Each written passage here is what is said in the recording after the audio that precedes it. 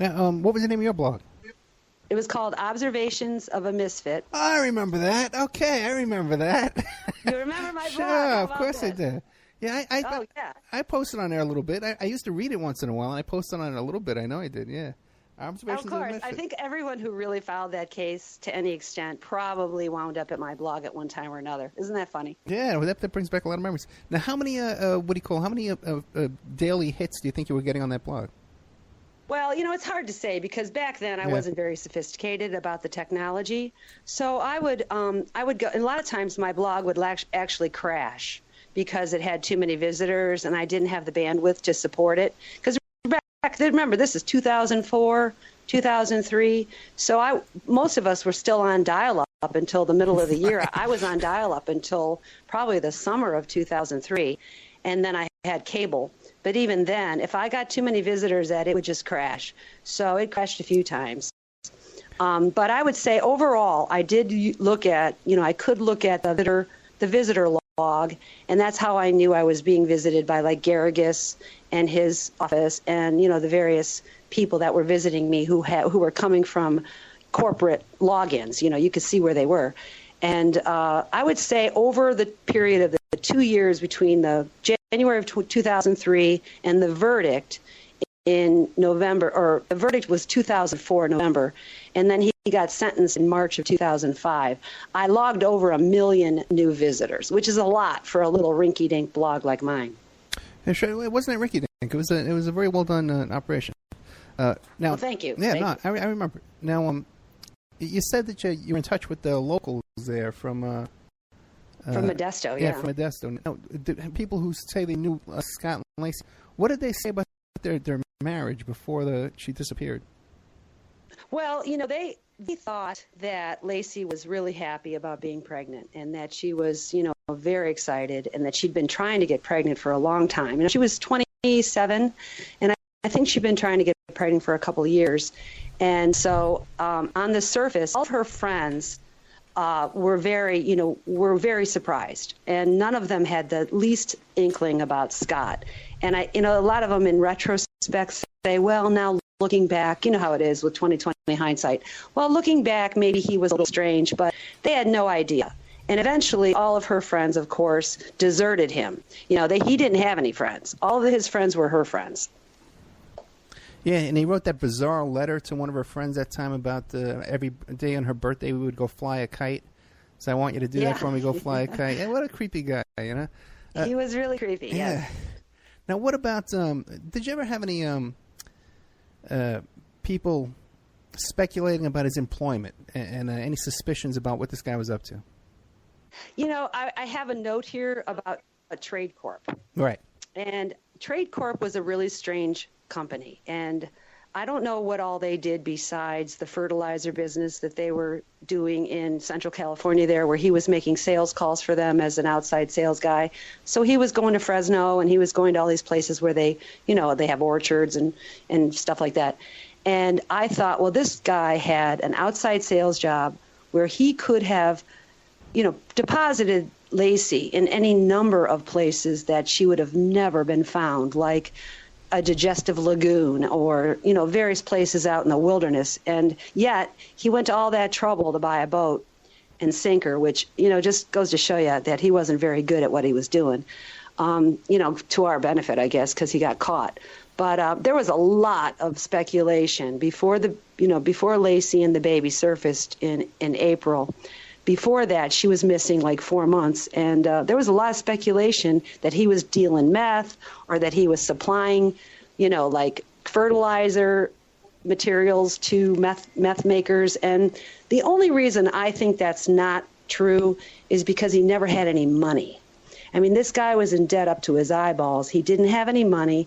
He had a little bit of cash set aside in one of his getaway bags, but he really didn't have any money. His parents had a lot of money, and they were the ones who set him up in San Diego later on when he was getting ready to, to move to Mexico. But prior to that, this guy had no cash, Ed. So I can't imagine him being in the, in any kind of shady drug dealing business if he was so broke. Yeah, but like you said, that company, Trade Corp, right before they hired Peterson, they had purchased a company in Mexico and then they purchased a company it was San Diego, I believe, or in North America anyway, in California. And then, they bought two big giant fertilizer companies on both sides of the border, and then they put this kid in charge of all the sales. Yeah, idiot, right? Yeah, Right. Oh, I agree. I wish I had better information. I mean, you know more about it than I do. Yeah. I know Trade Corp literally vanished after Peterson was arrested. Oh, really? See, I stopped following this. They closed that Modesto office that he was the sole, person running, and they just, boom, vanished. They closed that whole deal up and left town. So I think it's shady, but, I don't have a good enough evidence to do anything beyond speculate. Yeah, and neighbors of that warehouse, too, said, yeah, we saw him once in a while, but we didn't know what he was doing. You know what I mean? Right. And he was living off his expense reports. Oh, okay. right. When I looked at his financials that Garrigus submitted as evidence, he was living on borrowed money. All of his credit cards were maxed out. They remortgaged that house on Covina. They owed $160,000 on it, if I recall. I think I could look it up, but I think it's $160,000. He had all kinds of debt. He hadn't paid on his health insurance. He didn't pay on that until December, after she died. But so he was really either very poor at managing his money, or he was just a thief. Right, or someone else was getting the money. Because if you look at his parents, they would do this bizarre where they would buy these properties using a trust, the Peterson family trust. Did you ever look into all that? Yeah, I saw a lot of quit claims on those guys. A lot of quit claims, right? Right. It would appear that the Peterson family trust would purchase a home and then sell it to the kids, and then there would be a mortgage on the home later on. Well, it looks like money laundering. Yeah, well, okay, that's one way of looking at it. Yeah. Of course. I mean, I have a job that I have to deal with, concerns with money. I mean, I have a day job, and that has to do with financial stuff. And I have to look at money laundering things where there's suspicious behavior all the time. I have to get certified in it on a yearly basis. So it looks like money laundering. Yeah. Never mind his father, Lee Peterson, had a company that was in the crate business. So what do you do with crates, right? You ship things. Do you ship bodies? Do you ship people? Do you ship drugs? Do you ship, what do you do with crate business? Yeah, actually, it was described as an art packing and shipping business, to ship art.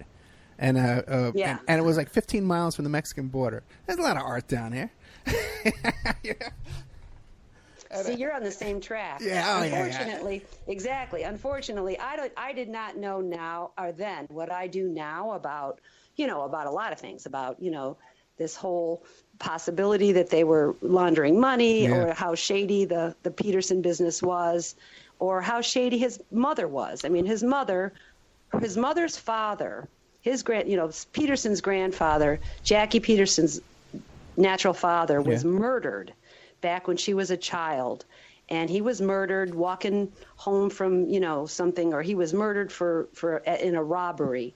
And she wound up being sent out to an orphanage. And she grew up in a Catholic orphanage.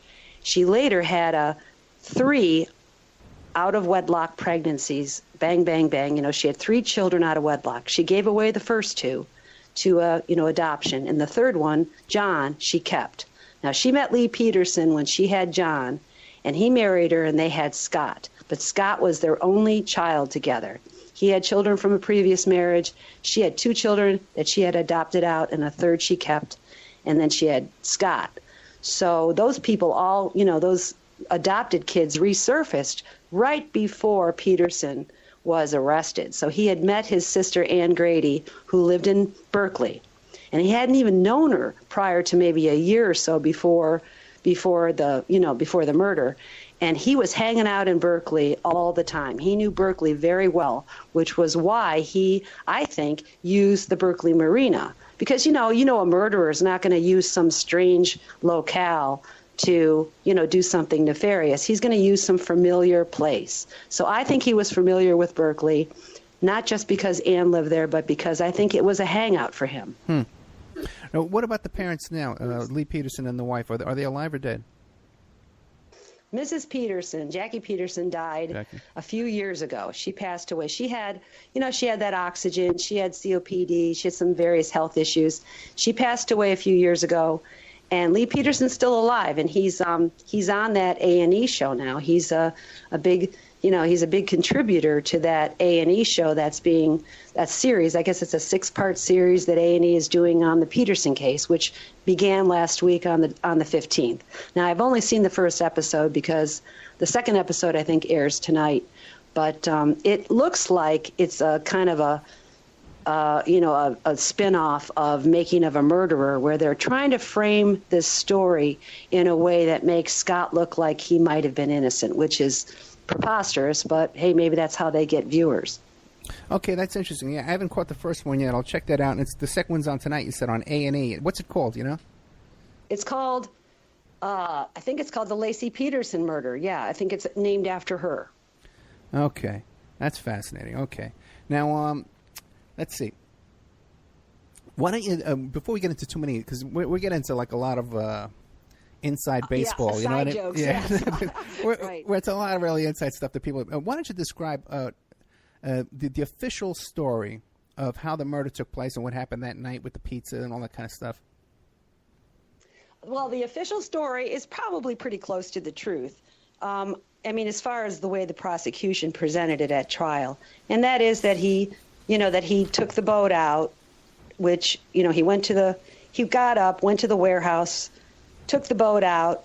Apparently they think he had the body in the boat the whole time, which I don't think is true. But anyway, so they think he went out to the marina, motored out to Brooks Island, which is just a couple miles, which, on the water takes a little while, as you know. Supposedly dumped the body right off Brooks Island, which is very, very shallow. And then he putted back and got in the car and drove home, called her from the road, got home, cleaned up, mopped the floor, threw his stuff in the laundry, ate some cold pizza, and then called his mother-in-law. And that's what they presented at trial, along with the fact that they thought he had a mistress, Amber Fry, which was not the motive, but they really didn't present that as the motive, but they kind of presented it as, here's this guy who's been, gallivanting with some young single mom in Fresno who has no clue who he is, and he's calling her from the memorial, from the candlelight vigil that they had for her on New Year's, telling Amber he's in Paris and all kinds of crazy stuff, and that he continued to call her multiple times, I guess 60-something times between the time Laci went missing to the time he got arrested. So he was pretty foolish with his phone. And he also rented cars to go to the marina, to go to Richmond, actually. There's a racetrack. I don't know if it's still there, but there's a racetrack at Richmond. And he would go up there where there's a great view of the East Bay, and he would watch the search, the underwater search that was going on, and just leave after 5 minutes. And that indicated he had a pretty good idea of what they were doing there and was worried that they were going to find her or that she resurfaces or whatever. This is, back in February, March. Now, why did he know to look? Why were they searching there? Well, they were searching there because that's where he wants to go. Yeah. They found the anchors. Right. I mean, they found residue in his warehouse that he had made homemade anchors. He left a great big mess in the warehouse. He also had one, prototype anchor still either in his boat or he had it, laying out. So they thought, okay, he made anchors, which means they thought really early on that he had put her in the water and that he had, sunk her in the water with weights. So they were looking in the water right away, even though the media didn't know that and they were really close to the vest about it. They thought she was in the water right away, even though they had searches outside that and in various places. They had a lot of information right away. Now, and for some reason, he made these homemade anchors out of concrete. He bought concrete and mixed it and then poured it with rebar. When you could buy an anchor for $10. For $20, right? Exactly. I wrote a whole article about it. Yeah. Well, here's a guy who's so cheap that he would, make anchors instead of just buying, spending $100 on 4 metal anchors, which he could have easily done. But I don't know. I you can't really get in the mind of Scott Peterson. you can only figure that he